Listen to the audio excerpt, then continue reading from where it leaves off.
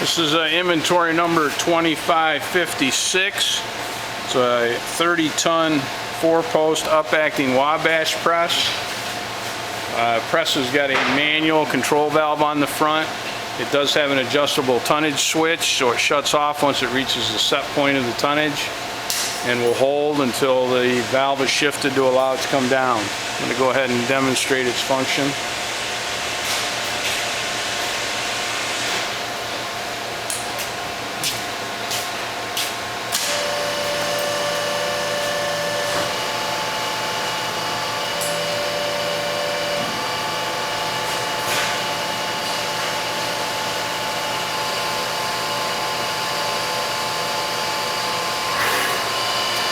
Press goes up to its close point, tonnage builds up to the set point of the tonnage, and shuts off, and it will hold until it's told to go down.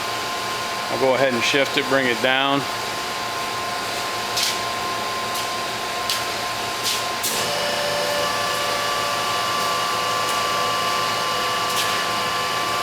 Press decompresses when you shift across to the down position.